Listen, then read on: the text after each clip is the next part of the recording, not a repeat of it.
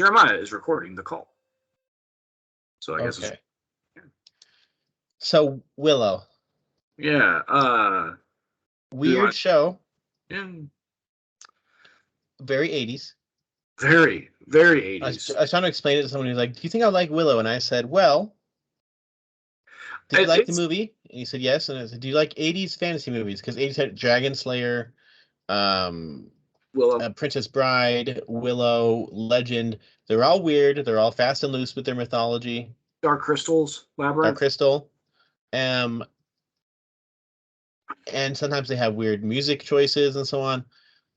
It felt like they made a sequel to the 80s in style. Yeah. Clearly not in how they talk. Clearly not in how certain characters behave. Yep. And they got rid of some of the weird racial stereotypes. That's probably why they changed the brownies a bit. True. Gave them more clothes. I love and not Polynesian tattoos. Yeah. Well, they might have still had them, but they were covered by their teeth. I have a baby. I stole him from a Takini when he was taking a pee. Yeah, he was riding a bird. But so yeah, so Willow. So should we start from the top or what middle? Let's just see where this goes from. So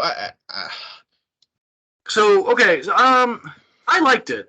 Honestly, of the 3 fantasy series that I have been excited about that have come out in the last year, right? So that would be Wheel of Time. Well, I guess the last 2 years. Wheel of Time came out 2 years ago, or 2021, right?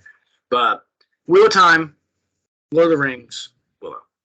So 3 big fantasy series to me, right? Wheel of Time was the one I was most hyped, most excited about. Lord of the Rings, Rings of Power, was the one that I was least excited about because I was most hyped about.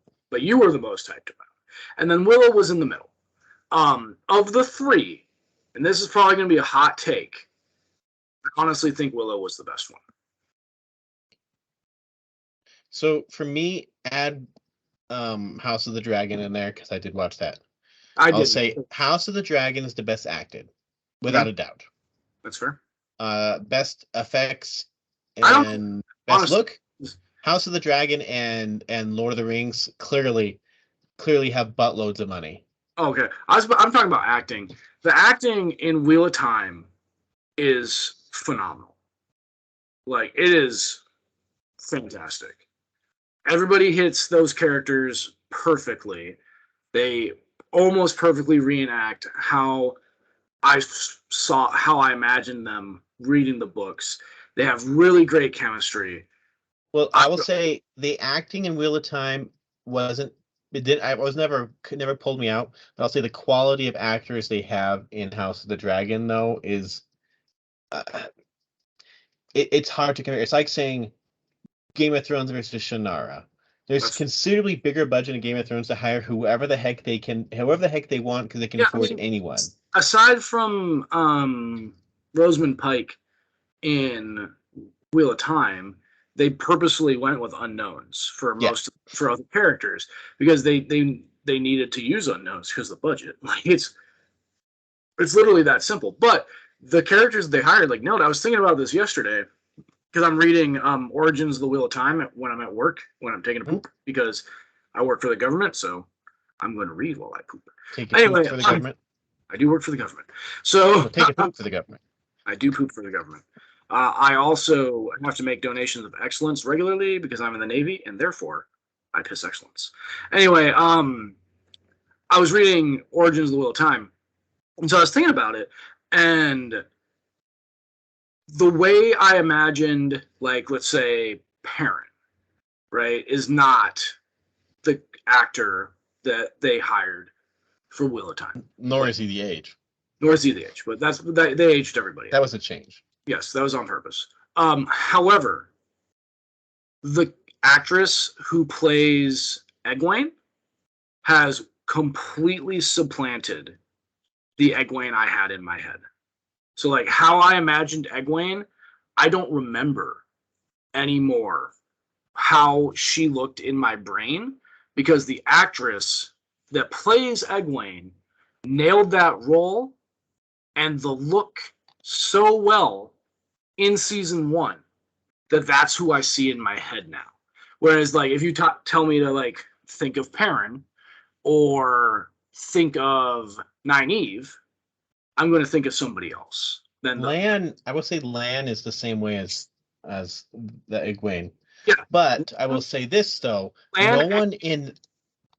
Oh. Unfortunately, Matt was a perfect casting. And then he left the show. And we'll judge the new guy when we actually see it. Hopefully we'll see something soon. But I will say this. There is no one in Wheel of Time, in Rings of Power, or Willow, who commands the screen every dang second he is there as the lead in House of Dragon, Matt Smith does, as Daemon Targaryen, every second he's on the screen. And even his improv stuff is just pitch perfect. There's a reason. Do I need to finish Game of Thrones to watch House of the Dragon? No, it's about how the Targaryens fell apart. Plus, the book already exists for it. You can technically read it all if you wanted to. Okay, because I didn't watch all of Game of Thrones because we talked about this. We've talked about it. It's 200 years before him, but I'm just saying the acting is so... It's expected. Game of Thrones excels on its acting, and it's what it is. And so, like, if you're looking for scale, Rings of Power and House of Dragon clearly have it because they have basically unlimited budgets. Fact. Wheel of Time does not have near the budget of Rings of Power. In fact, it probably has its catering budget.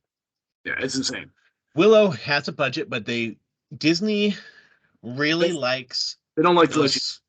Well, no, they really like those screens that they created for Mandalorian where they can render stuff into the set as they go. They used them on Thor. They used them probably on Black Panther, but they've used them in a lot of their movies. They've used them in nearly all their shows. And it helps with TV. Like, it makes it so they can make things higher quality quicker. But Willow clearly used them. And my biggest gripe with Willow, I'm going to say this outright. My biggest gripe with Willow is most episodes, the world felt very unpopulated. That is very true. The world of Willow feels like a post-apocalyptic world because it is so underpopulated. And aside from Tir's Lane, and I would assume Galador, but we never got to see Galador. We haven't seen Galador at all. Yeah, but aside from Tir's Lane, everywhere looked like it was borderline nomadic, to include the Nelwyn village, which is the same village from the movie. It still looked and felt like a nomadic village. Like the world feels like almost nobody lives there, and everybody's just kind of scraping by, except for Tir's Lane. It reminded me of the Shannara show, where you see populations in certain instances all in the same location, but then after that, it's like individual, like people at a cabin, people in a little tiny village, and so on. Actually, it hit a lot of the similar beats as Shannara, come think of it. Season 1 of Shannara. I don't think it's Season 2 of Shannara. Actually, it's true. Now that you bring it up. But it does look pretty. I do like the designs of, like, there's the bad guys who are following them throughout. One of them's played by the guy who plays Chewbacca. Every design of all those bad guys, awesome. Like, that's the type of stuff that you love Star Wars for, where you're like, oh, I really like the design of this henchman. I don't know if he has a backstory, nor do I care, but his design's awesome. Yeah, right. I really liked a lot of their design choices. I liked the simplicity of the story of season 1. It is not complicated. Prince gets captured by Crone, who had influenced Bath Morda. They go after Crone with Willow to get Prince back. End of story. Pretty much, yeah. That's season 1. They put in some twists and turns with the overarching plot of what happened to Mad Mardigan, which we're Kale's backstory, progeny. Yeah, right. We get a Kale backstory. General Kale, the Darth Vader of Willow. We get a backstory for him, which I thought why he has that break and death head, and he has apparently 15 children. Yeah, right. That is cool. Like they definitely took what they had, which is a very, very bare bones fantasy storyline, a very generic, honestly. Yeah, well, George Lucas was trying to make. He was told he was denied the rights to make The Hobbit and Lord of the Rings, and so he made his own Hobbit with the idea to make Lord of the Rings, which I think he thought he did when he wrote the 3 sequel books with Chris Claremont, but no. That which have been completely thrown out for the series. Yeah, Jonathan Kasdan, who. Okay, wait. Lawrence Kasdan wrote Empire Strikes Back. He also came back to write Force Awakens, and he co-wrote Solo. Jake Kasdan is the one who wrote stuff like Horrible Bosses, and he's doing Jumanji movies. Okay. That's Lawrence Kasdan's son. His other son, Jonathan Kasdan, co-wrote Solo with him, like the actual script of Solo, not necessarily what happened in Solo. And then he's show running this show. So it's a guy who has Star Wars in his veins, and you could tell. Yeah. I think this is the first time we show run a show, and I do think it will get better in future seasons just because you could definitely tell every 2 episodes had a different director. Yeah. You could tell. Especially episode 6. 5 and 6 were both weird. Because that was the one 5 was with 5's the party. The party. With and then 6 had the trolls. And the trolls were a bit different than I remember them. I actually I rewatched Willow, the movie, before watching the finale. And I was just like, oh, that's how trolls are supposed to be. That's completely different. But I liked what they did. There were a lot of cool things that I felt like they took some tropes. They pulled a Robert Jordan. They took some tropes and they kind of flipped them on their head and changed the perspective. And the trolls was one of them, where like a troll is like always like this mindless monster that just wants to eat and rip off faces, procreate and poop, right? That's what they want to do. And instead the trolls are these like well-spoken, borderline polite people that are also savage murderers. There were some good lines in that episode. Yeah, I think that is really good. I liked Borman a lot. Borman in the final episode probably became my favorite character, just because he's such a friggin' goof. He's just he is how when I play D&D, he is how I'm gonna go out of this world as I came in. Yeah, I'm gonna go and covered in blood, butt naked and covered in blood. Like I like it. He is how I play my fighter style D&D characters. Like that's the kind of character I want to be in the dude like Borman. Well, the final episode also was most other episodes I could have my kids watch outside of the first one. Final one I couldn't, and it wasn't because necessarily of content, but more along the lines of they just swore a storm. There was a lot of swearing in it, and even the crones like using bitch and stuff like that, and it made sense to me, but at the same time, Jeremiah raises his kids differently than I do. Mine are old enough to repeat words. That's true. My son will walk down the street and be like, "Daddy, what does FUCK mean?" And you'll be like, except he'd say it, and I'd be like, "Don't say that again." Never. Why? Why would someone write it on art? Like that's not art. Yeah. So, by the way, for my viewers, last Saturday was Beatrix's first birthday. So she is now officially no longer a baby. She is now old. She has reached toddler status, and she knows it. So, but may God have mercy on your soul. So Jeremiah and I, we have different parenting motifs, I guess. We parent different. We probably parent similar to how our parents parented us. I did not have a lot of oversight growing up. I could kind of do whatever. Being the smartest of 3 smart children, take that, Abe and Amanda. I know you don't watch my show, but I'm smart. Being the smartest of 3 smart children, I learned from my siblings' mistakes, and I knew where the line was, and I towed it very carefully, and that provided me with a lot of freedom. as a kid and as a teenager. And I grew up watching horror movies. When I was 5 years old, we had a family get together every Friday. As a family, we would go to Blockbuster Video and we would rent a horror movie. It didn't matter what it was rated, and we would bring it home and we would watch it as a family. So like my dad, we would put a blanket down on the floor, and my dad, me and my brother would lay on the floor, and my sister and my mom would sit on the couch, and we would eat popcorn, and we would watch a scary movie. And that ranged from Ernest Scared Stupid to Seven to Friday the 13th to Interview with a Vampire. Like we would watch literally anything, and that's how I grew up, and that is how Bea is growing up. She is usually awake when I'm watching the movies I talk about on Let's Talk Spoop, when I'm watching the Asylum movies. Although I didn't make her watch Bloody Bill because that movie was so bad that even a baby doesn't deserve that. Let me interject real quick about this. My oldest literally watched everything I did until he got to about 2, and I was watching Spartacus on Stars.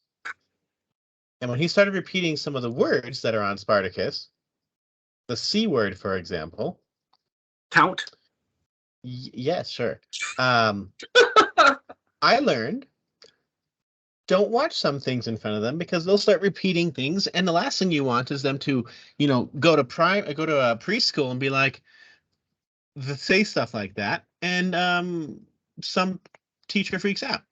And so, do I have, like, my house, we watch movies every Friday and Saturday, we pick them up. They were mostly all like John Wayne, Charlton Heston, Disney. We go to the other rental store, Wilson's Video, the one closer to where you lived, actually. Yeah, we went there a lot. Yeah. But that was the one that was on the corner across from Texaco, right? Yeah, and it had more classic movies.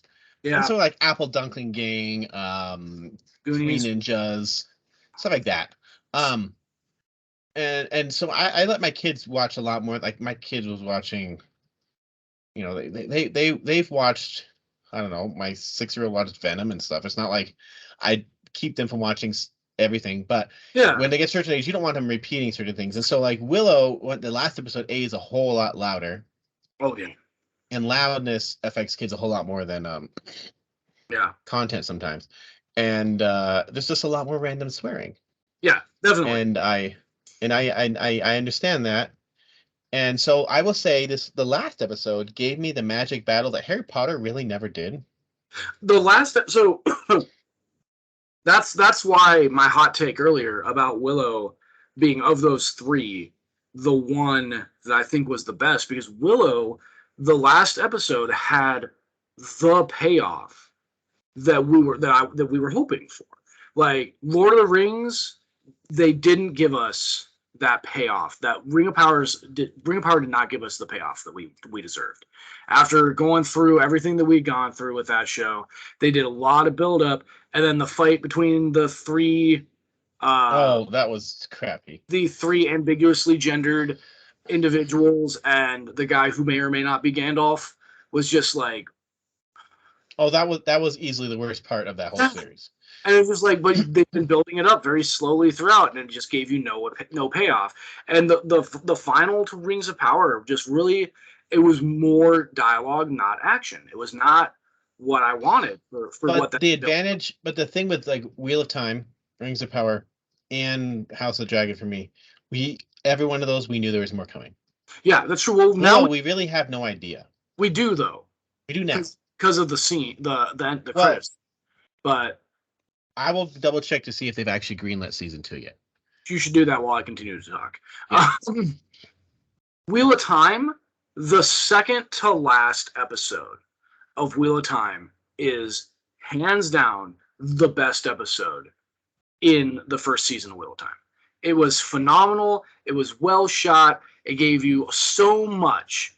And it was the last filmed scenes before they got kicked out of Prague because of Corona.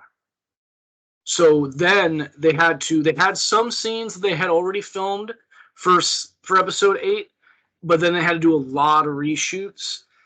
and they couldn't get the cast all back. Daniel Henney, the guy who plays Lan, he wasn't able to come back for the last episode. So that's why we have a massive fight, massive battle, and we don't get to see Lan, the greatest swordsman in Randland, involved in the battle at all because he wasn't able to come back. That's why they upped the power of the non-Aes Sedai that was tower trained that links with Nynaeve and Egwene in that battle, and like had her just like rock in the battlefield because they couldn't film like an actual war or an actual battle scene because they couldn't get the people. That's why the Trollocs looked so bad in that last episode, because the Trollocs are mostly CGI, whereas previously they had done a really good mix of CGI and physical acting for the Trollocs. They couldn't do that with the final episode. So the final episode of Wheel of Time, aside from like the scene at the very end where Rand finally gets to face off with, I'm not going to name the character because that's a spoiler for anybody who hasn't read time. Yeah, that last episode was just not good. Yeah, so aside from like that, the scene where Rand and he who shall not be named face off, right? That scene is spectacular, but it's the only really good part of an hour-long episode. So like of the three, right? Like I'm taking 3, you can take 4, but of the 3, Rings of Power, Wheel of Time, Willow. Wheel of Time's final episode was a major letdown, and it upset a lot of people. It makes me worried about season 2, but they've been greenlit all the way up to season 3. So I will say my favorite episode of Wheel of Time was, I think it's Dragon Reborn. I think it is. It's the one in the middle, where of course they spend way too much time in a series that you already know who the Dragon Reborn is, pretending that we don't know who the Dragon Reborn is. It could be almost anyone, and I don't like that one. They did that on purpose, though, for people who haven't read the books. Because if you, I'm talking to the audience, not you. If you've read Wheel of Time, it is very obvious from chapter 2 who the Dragon Reborn is to us as the audience, right? Not to the people in the book, but to us in the audience. It's very clear that Rand is the Dragon. The episode I like is the one that Nynaeve first uses her powers and heals everyone. When she uses friggin' multi-heal, which she never does, but was a great scene. So good. So, officially speaking, Willow has not been renewed yet for season 2. No one has said anything about it yet. Doesn't mean it won't. Yeah. But it wasn't officially planned to do it. It just left it open to do it. Which goes back to what we were saying. Like, they didn't greenlight Wheel of Time for season 2 while they were making season 1, but we already knew like that they were going to. They just hadn't yet. And then they greenlit it, and then they also greenlit season 3. Amazon, after the premiere happened. Yeah. Amazon spent an absurd amount of money to get the rights to make. And they promised 5 seasons of Rings of Power. Yep. So we already knew that like Rings of Power has room to build and to grow. I'm very much looking forward to the Fall of Numenor. I want to. House of Dragons, it's a Game of Thrones prequel. We knew it was going to be big. The zero chance it was not going to be big. So Willow gave us the payoff that you want in your first season. The other shows kind of played it safe. Wheel of Time, I already talked about like why they had to play it safe. Rings of Power really doesn't have an excuse. They just. Though I will say, so Willow, the finale was great. I will say that. I'm still not exactly sure what the Crone was trying to do and what the heck. So the worm, there's a worm. The worm. Which I'm not going to go into detail exactly what the worm is, but I'm still not even sure exactly what it is anyway, especially with how it ends. All I know is that he's eternal, bitch. And then there's 2 of 1 characters at the end, or some, maybe, possibly, or maybe that's a trick. So the Crone and Bavmorda's like. Well, the Crone tricked Bavmorda into doing her stuff in Willow 1. Well, their ridiculous level of power comes from the worm. So they were already somewhat accomplished sorceresses. The crone is, I think, she is actually Lily, who was a princess of Cashmere before the events of Willow. Bavmorda, we already know who Bavmorda is, right? She was a sorceress in Tir Asleen who was a rival with not Sherlinda, Raziel. Finrazel and tricked the king to marry her and all that. Yeah, there's a lot of backstory on there. We actually talk about it if you really want to. By all means. And she had a lot of power there and was following the crone. Yeah. So she and the crone were getting augmented, if you will, by the worm. So the worm was taking an already powerful sorceress and making them more powerful, giving them more abilities. And so what we see is that what we see the crone do repeatedly, especially in episode 7, is that she has the ability to insert images and speaking, insert herself sort of illusions into people's dreams, because she talks with Laura Dannon in her dreams, and she also talks to Willow in his dreams. And the scene that Willow kept seeing in his head of Laura Dannon losing to the crone was an illusion from the crone to try to weaken his resolve, because that's what she's doing. He's been seeing it for years and years and years. Because the worm is playing the long game, because again, he's eternal. So he is playing the long game. He has been moving things probably from even before Lily's time to try to come and take over the world. I assume that he's very similar to the Dark One from Willow.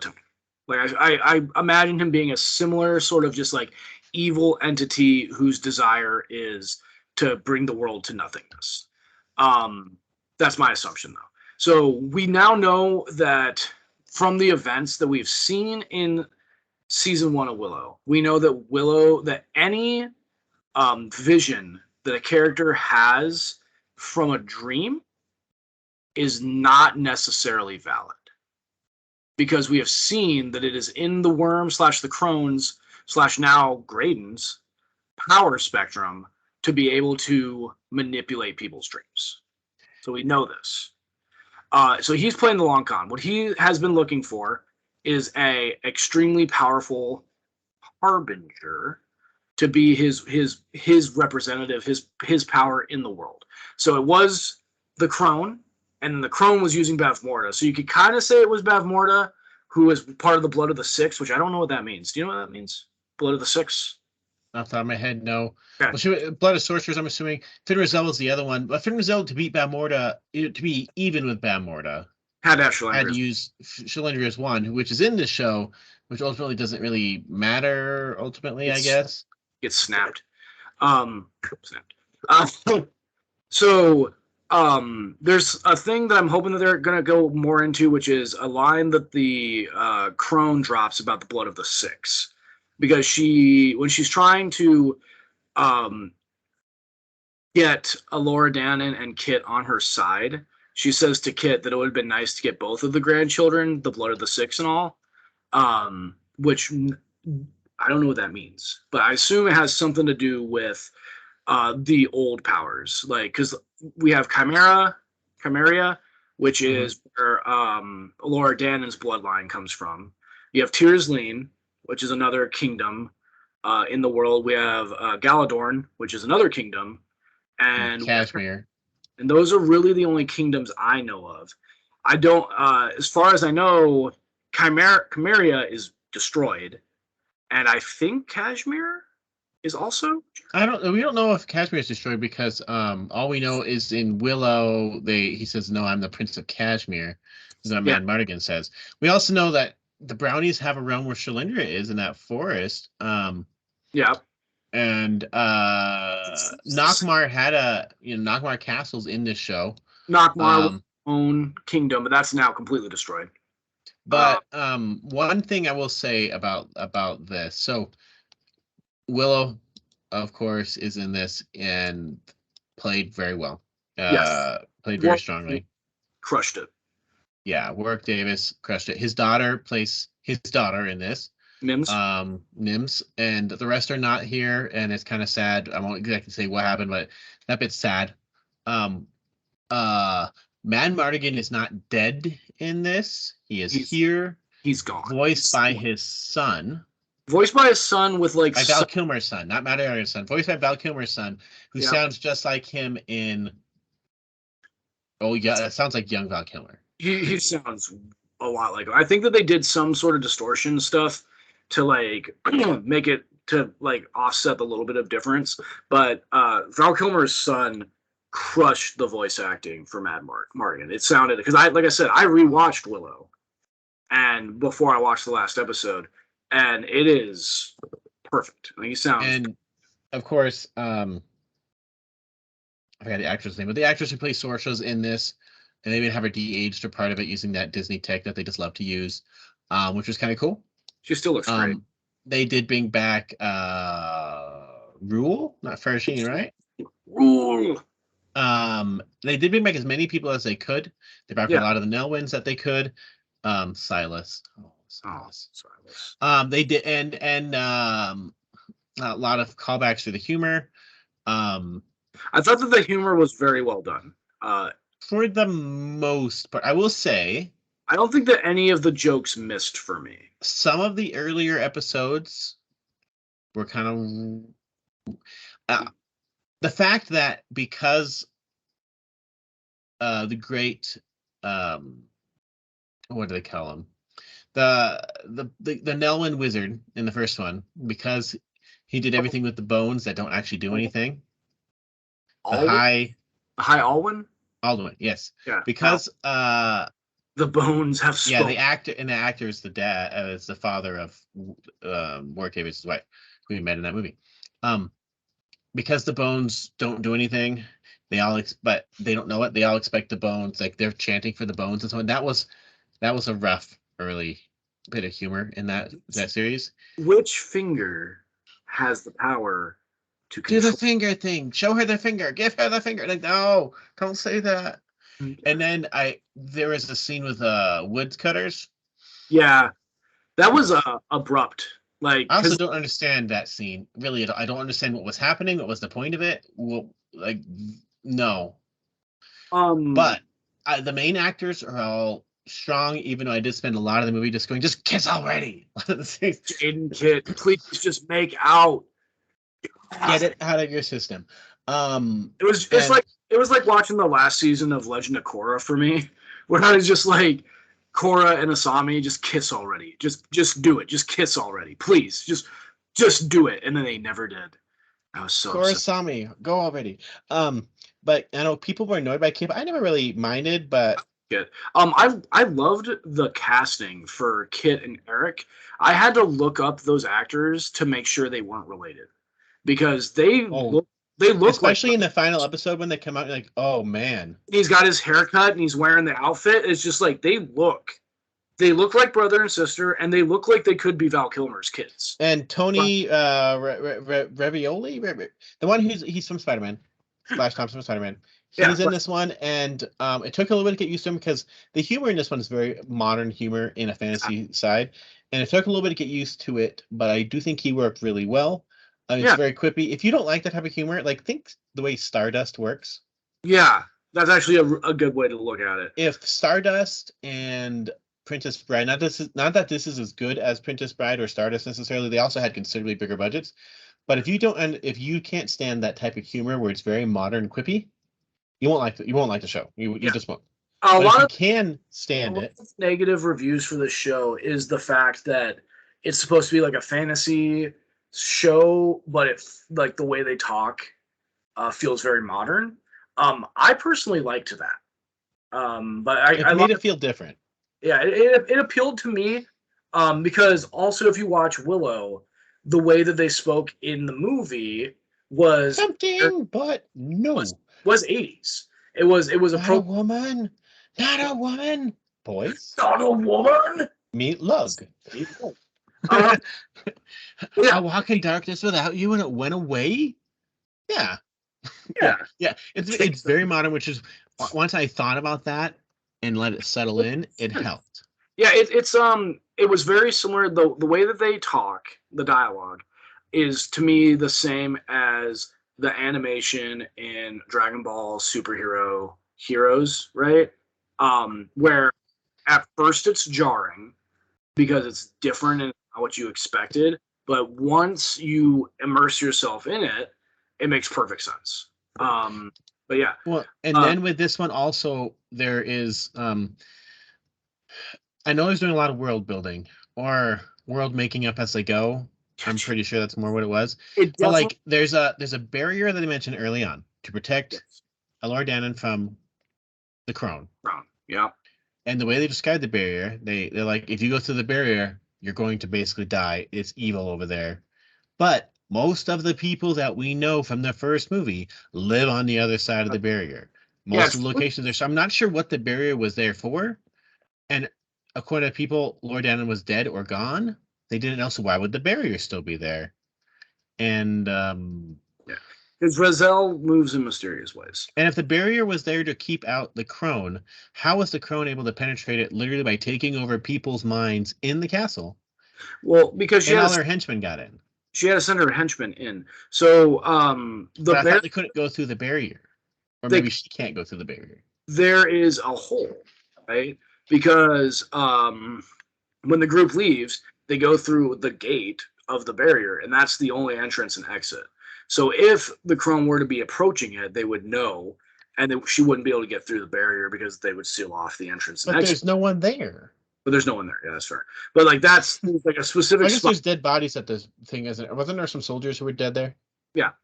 So there's a specific spot that they can come in and out. And my assumption is that she sent her small team of elites, those 3 nameless dudes or chicks, that she sent through there because she can't go through the barrier herself, but she could send them. And then when they came through, they killed off the guards and then moved on with their lives.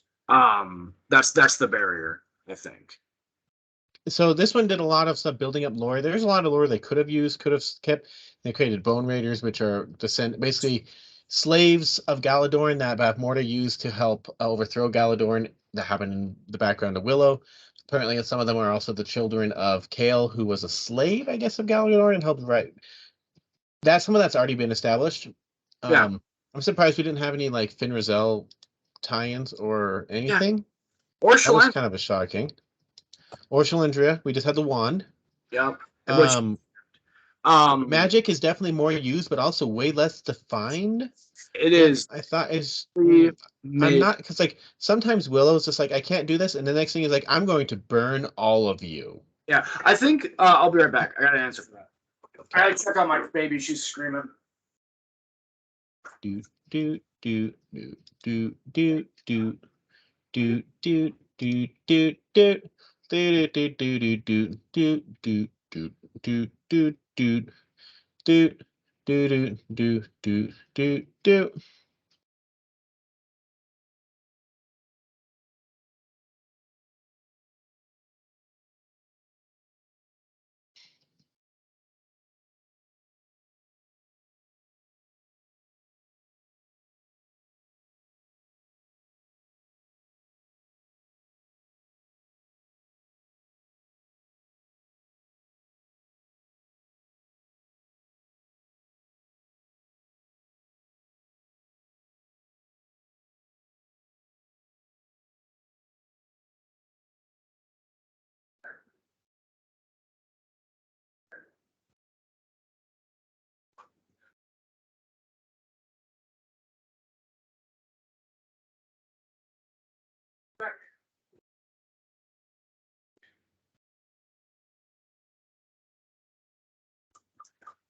All right, what were we talking about? Magic's made up as they go. Oh yeah, magic made up as they go. And so, there's episodes where Willow can't seem to do much of magic, and he's like struggling to do it. And then the next one is like, "I will burn all of you," and he's spraying fire from there. I think that the thing is that Willow has always been racked with self-doubt from from day one, right? And Sorsha didn't help that after he was established as essentially the only sorcerer. She still kind of talked down to him. Remember the whole, like, what are you going to do to keep her safe, your disappearing pig trick thing, right? And sure, he defeated Bavmorda, but he did it by accident, right? Because her ritual, she messed up her ritual because he distracted her, essentially, and that's how she got defeated. He admits to it a lot in this show. Yeah, he does. So he has a lot of self-doubt. And because he has a lot of self-doubt, even though he is a sorcerer and he's trained and he knows what he's doing, he doesn't believe in himself. So he uses that one, like, AoE. The first time we actually see him use magic, he uses that AoE, and he's, like, really weakened afterward. But that was him realizing that he still had the power that he actually had the power that he's supposed to have. So, like, after that, he's just like, oh yeah, I can do magic. I am the greatest sorcerer. And so then he, like, kind of owns it, which there's a lot of that in the show. This show is a lot of all the characters, except for Borman, all the characters experience some level of self-doubt that they have to work through. Graydon has a huge character shift and a huge growth from being a completely worthless adjunct to everybody. And then suddenly he knows magic. Yeah, well, he's been studying it. They very strongly imply that he has been reading and studying because he idolized Willow. Like, he was so excited to meet Willow, right? He idolized him, so he's been looking. Okay, because I didn't catch that way. He suddenly started using magic. Because I know there was the bit where it looked like his brother. He watched his brother die, or his brother fell out of a tree, and he was part of it. Told him. That's kind of brother. Yeah. So because he talks about it when he uses magic for the first time we see him use it using his flute, right? He's like, Willow's like, what just happened? And he's like, well, I've been watching you teach Alora. So, like, he's like, so I just kind of picked it up from that. But when in the final episode, when the Crone and Alora are facing off, the Crone is talking about have the conviction to use magic, right? That's the whole thing. Like, Willow didn't have the conviction until he had to use that AoE, and now he's like, I can do this. This is me, right? Alora didn't have the conviction until she snaps Schlinger's wand. She realized everybody was going to die if she didn't nut up, right? Graydon, though, I'd say before she had. I'd say earlier than that one. I think her switch was when she had to rescue Kit. Yeah, when Kit fell through the worm water or whatever the heck it is. Yeah, whatever that was. Yeah, not explained. But Graydon, right, he has very clearly been studying magic because he understands what's the name of the speech that they use. Magic gibberish. The dark speech, or whatever you want to call it, right? He understands what they're saying. He translates at one point when the knight that was taken over starts speaking in it. He explains what he said. And the spell that he uses in the scene that I was just talking about, where the Crone is talking about conviction, the spell that he uses there is in that black speech. What I can't remember the name of it, right? Like, what the name of that language is, but it's the same language that Alora randomly uses that one spell against Willow, and he's like, that's not the magic I've been teaching you. And she explains that she's been talking, like, seeing the Crone in her dreams, right? It's the same language. And the reason I know this is I watch everything with subtitles. So when the way that they write magic words in this series is different depending upon the magic. So the magic that Willow uses is all letters spelling out syllables that are just kind of strung together, like Tuatha, Tuatha, Tuatha, right? It's spelled like that. The black speech, if you will. Tuatha reminds me of Kings of Amalur. That's fair. Can you please look up what that is called? I don't want to keep calling it the black speech because that's what it's called in Lord of the Rings. But anyway, that language has syllables separated by apostrophes. So when he casts that spell on the crone, it is this long string of syllables that are separated by apostrophes. So it's not the magic that Willow uses and the magic that Laura Dannon uses and the magic that Willow's been teaching. It is something very, very different that is analogous to the worm, which is why Graydon is the Harbinger. And the crone knows this, right? So the crone is playing the long game because the worm is playing the long game. So when it looks like Thanos snaps him out of existence, but she doesn't, it's because she realized from his spell of conviction that he is the person she's looking for. Because he has now taught himself magic via the worm's type of magic, and he has also learned the light side magic. And he taught himself magic after Sorsha and others had done a ban on sorcery. Yes. So Graydon. It just says there's two different languages. There's a name for it because I can't see it on Wiki or the write-ups about it, but I know there is one, but I don't. Yeah, I can't think of the name of it right now. But yeah, it's the Fallen Tongue or something like that. But he very clearly is a natural sorcerer.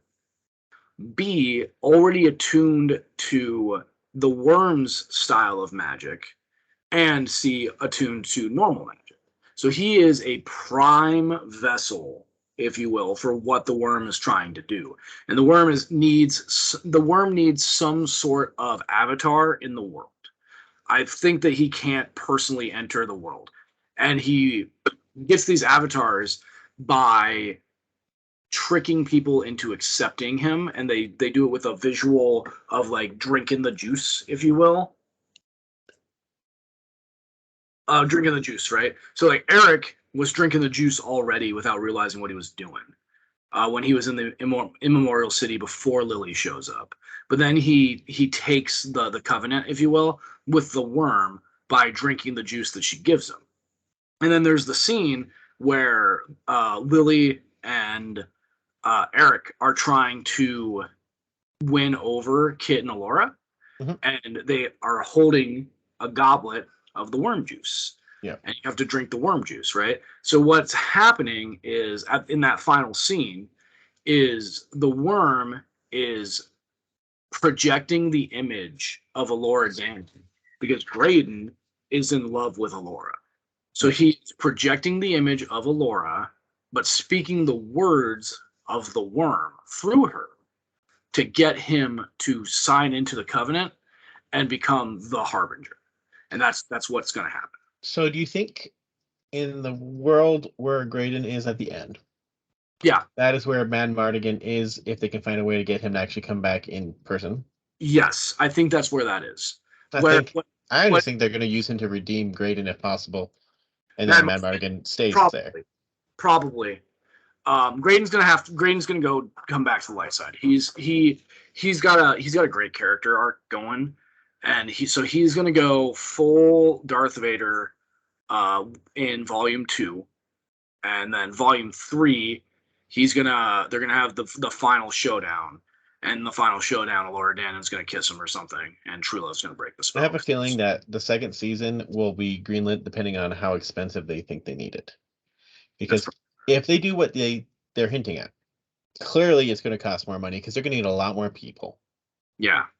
Because the cast for Willow, it was small. Very small. For this episode. The movie was small. And then the series also small cast. But the movie at least had enough extras to do big battles at the end. There was another army there. There were villages with people. It really, I've rewatched it. Like the Galadorian army is like 40 people. There was at least a few hundred extras in that movie total. Because you think of the village in the snow. The village. You had the battle at Tira's Lean. You had the battle at Nockmar Castle. You also had the Nelwyn village. And you had there was the cast was at least a Hollywood-sized cast. Willow doesn't have that. Yeah, definitely not. It just doesn't. Yeah. And it's going to need it. I think that budget will determine what they do because Disney Plus, Igar's now in charge of Disney. Yeah. He would, as he says, quality over quantity right now. Thank Though God. I don't think, as far as Lucasfilm goes, they really have that issue They've because been Lucasfilm isn't making a lot. they've been pumping out a lot of Star Wars, dude. But not Luke. Well, okay. So, but that's the same people pumping out Star Wars, though. That's fair. It's quite literally the same people, and pretty soon we're getting, and they've already canceled half those shows. They've canceled pretty much all the movies they've been making.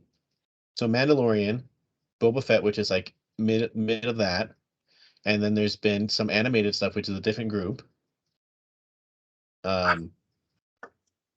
Wait, so did they cancel the Old Republic era movie that they were talking about? The High Republic. There's no movies right now that are currently in production. But there is a High Republic show called The Acolyte, which is coming out. Which is supposed to be I'm dark so side focused.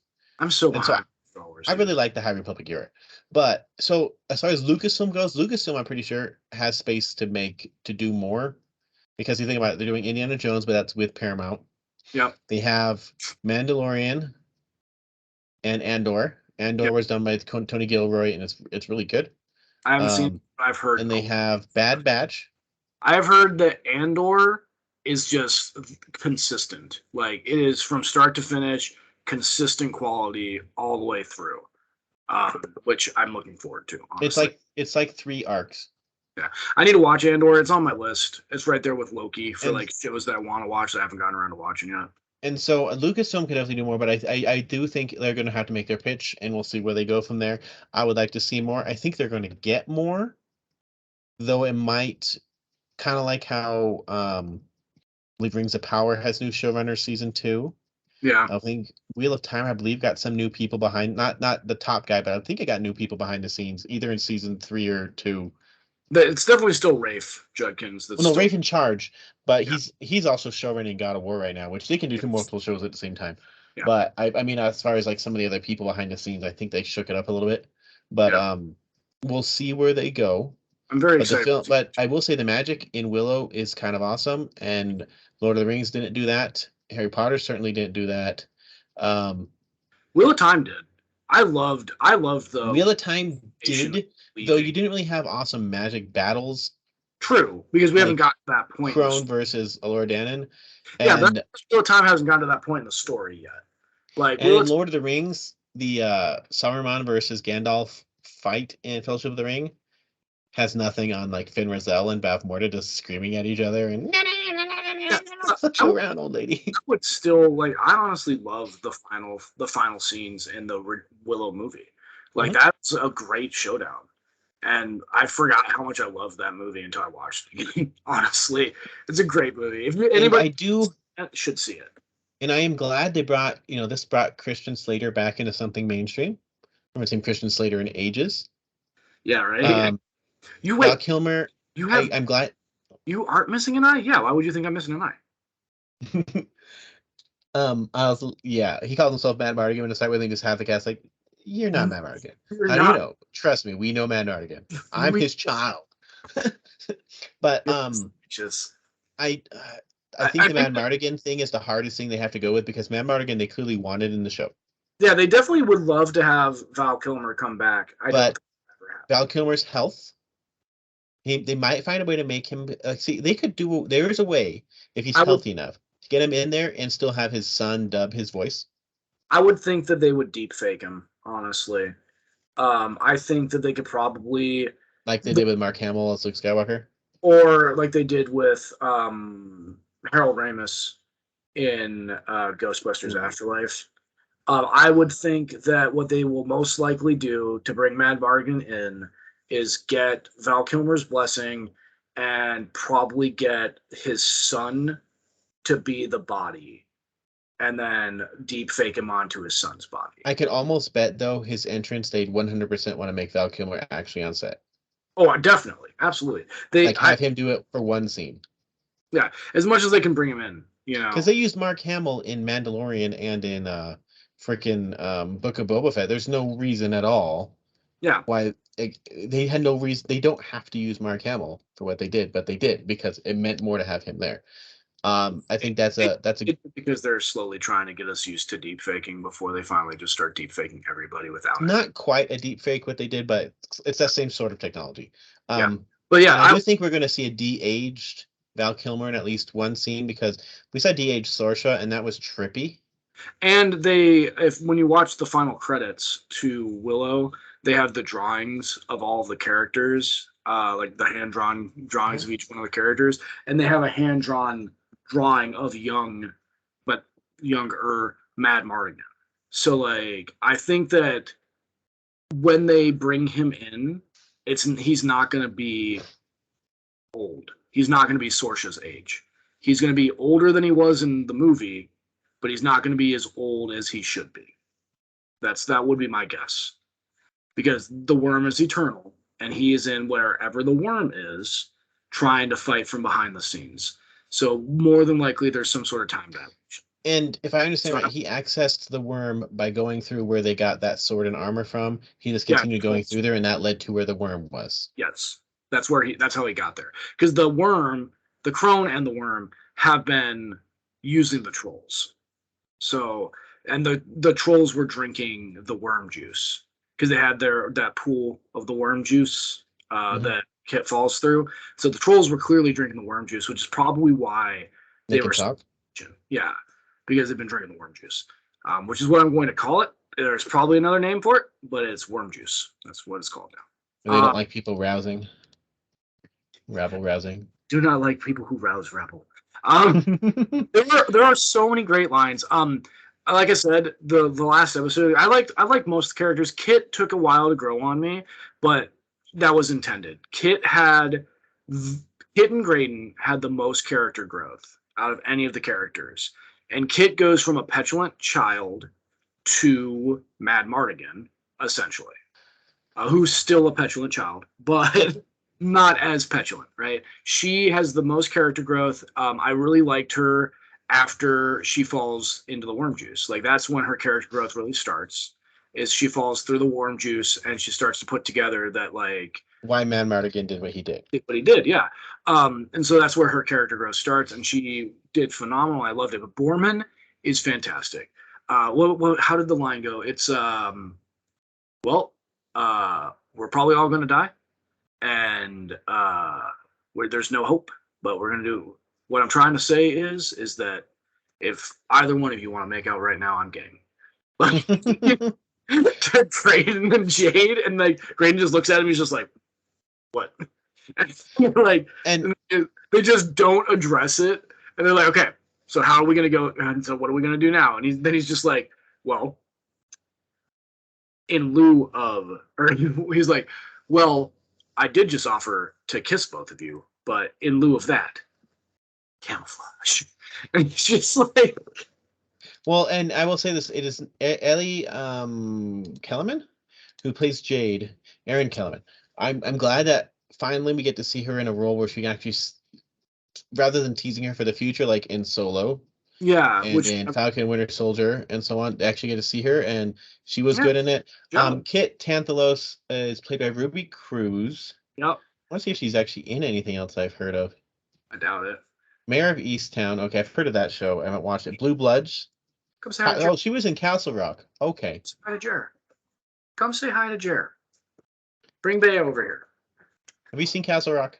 I have not. I need to, but I have not.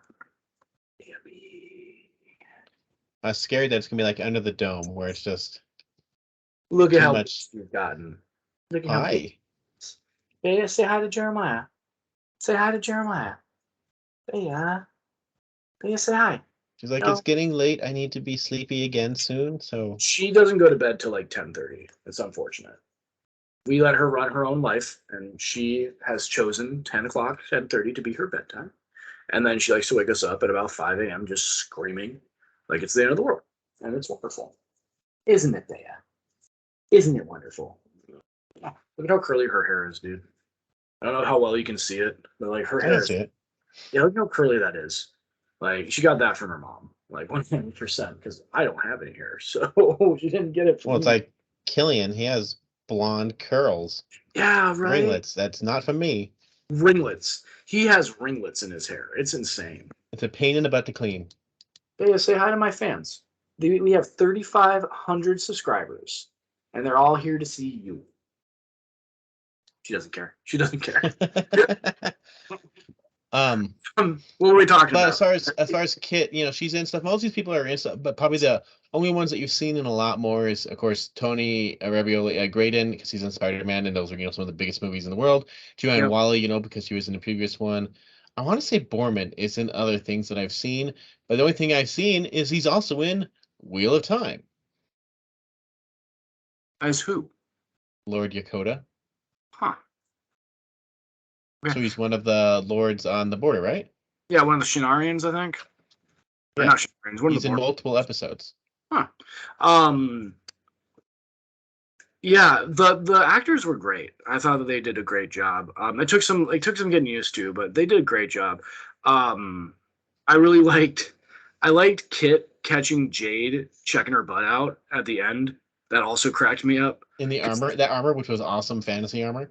The every D&D campaign's wet dream was that armor, and so she puts the armor on and builds over her whole body, and it's tight, and they do the not quite a close-up on her butt, but a close-up on her butt, so you can see that's form-fitting and everything. She does the fight, which I also really appreciated, that Eric can actually sword fight, because when they introduced Eric as a character, he is a screw-off, foppish character. And they have the Galadorians come in, and he's talking to the two noble women, and one of them says, "I've heard you're the greatest swordsman in the land." And he's like, "Oh, I don't know about that, and then, so you're in my head, I was just yeah, obviously he actually doesn't know how to fight, because he tells Sorsha that he was off training when he was banging Laura Dannon out in the field, right? So he blows off training and all that. So it's just clearly he's not really a swordsman. And then all of a sudden he is fighting both Jade and Kit, who we have seen fight and know are good. And he's fighting both of them by himself and doesn't really seem to be struggling that much. And it was just oh my God, it's the scene when we finally get to see Mad Mardigan fight. And Willow's "You really are great." That's what it was for me. Because I was just oh my God, they actually made him able to fight. I was not expecting that at all. Let me show the armor real quick, because please. She even has Deadpool as swords coming out of it. I don't know where they come from. Yeah, they come from the wrist. Yeah, right above the wrist, which was genius. I loved that. Yeah, but the arm bending, no, it's not. At least not like Deadpool where it comes out of his arm. You're dude, there's no way adamantium can bend. But that armor is awesome. Yeah, the armor is legit. And then at the end, when they're all about to walk off, Jade's standing behind her, and she just you see her do this, look right at her butt, and then Kit turns and looks at her, and she smiles, and she's "What?" And she's "Are you gonna take it off?" And she's "Of course I'm gonna take it off when I figure out how." It's just but just catching her on it was just a great scene. But yeah, so that's Willow. What do you expect for season 2? If we get a war. A war? I hope if there's other people we can bring back. Who else would they bring back? Well, I'm trying to think who's still alive. Yeah, but even they could even you can use a different actor to play the biggest one. The biggest one is Val Kilmer. I want Val Kilmer to show up in some way. Finn Rizal, if she is still alive canonically. I don't know if she is though, because I don't think she'll be because her grimoire went to Willow. Yeah. And Willow. They even found a way to bring Jean Marsh back. They found the Queen Bavmorda. They had someone create new lines for her, which is kind of amazing. Yeah. I forgot Pat Roach played Kale. Pat Roach, he's the guy in Indiana Jones, Raiders of the Lost Ark, who the Nazi who gets knocked into the propeller. Oh yeah. He plays Kale. It's good to know. Trying to think of trying to see if any of these actors are still alive. Let's see here. Well, it doesn't matter what if they're still alive. I'm going to be honest. Well, I'd love Von Carr. It would be great for them to bring back the actors to reprise the roles, but it's been long enough. It's been 200 moons, which I think translates to 20 years, since Willow, that they could bring in an actor who looks similar enough and just be this is that person 20 years later. I would love Von Carr to be back. Von Carr. The greatest warrior in the village. Von Carr! I'm kind of surprised they didn't have Burble Cut. Well, like one thing I was kind of sad was, so the actor who played Eric, Gavin O'Harley, he died last year. Oh. The guy who played Migosh died not that long ago as well. Migosh. But yeah, Von Carr is Tony. There's two actors who played him. Tony Cox was one of them, and he was just in Bad Santa. Yeah. And so he's still around. You can bring him back. We could totally bring him in. He could be off with Rannon. He'd be off with Rannon because Willow talks about how Rannon left the village and he doesn't know where he is. So there's the distinct possibility that we could get a Rannon cameo and they could bring back in.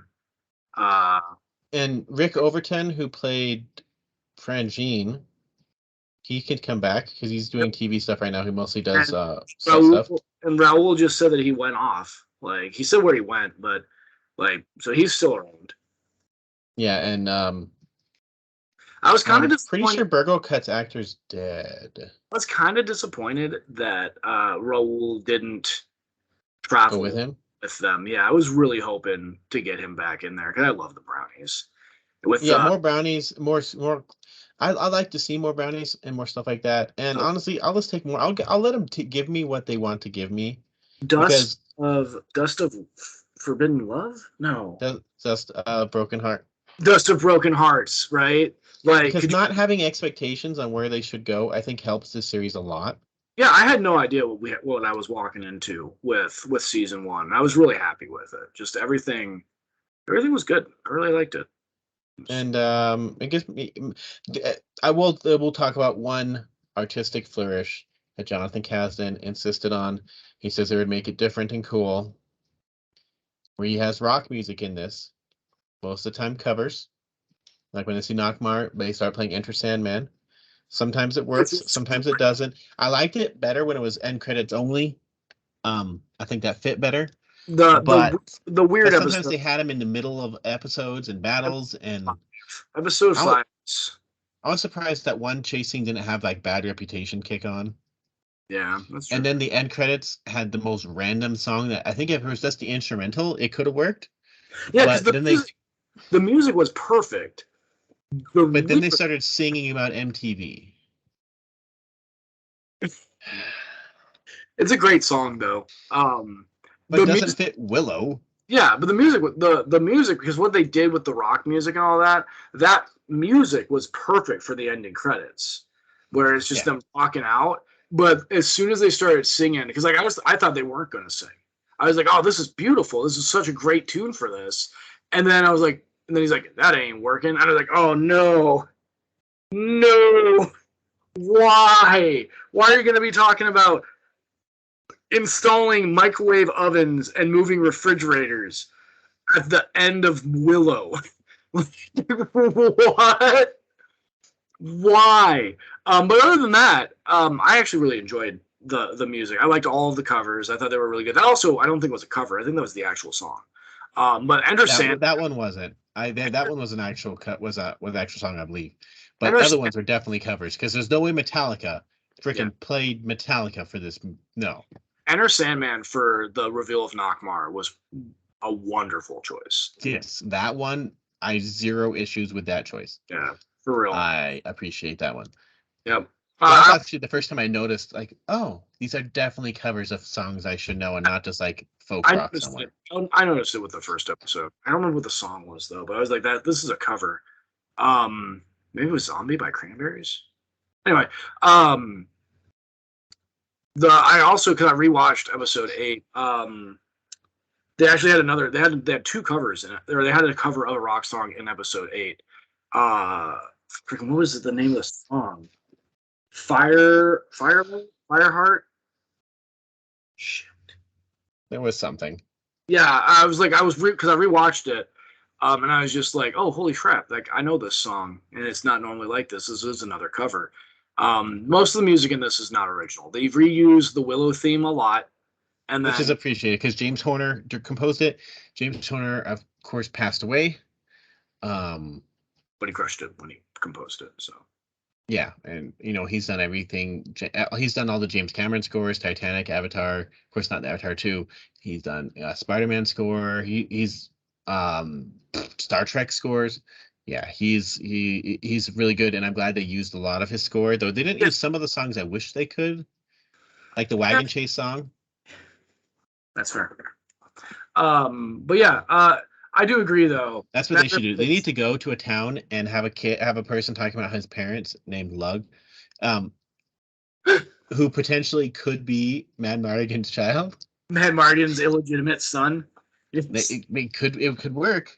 They walk into the town like, this is another guy that looks a lot like Kid. I don't know. My parents were. My dad's name was Lug.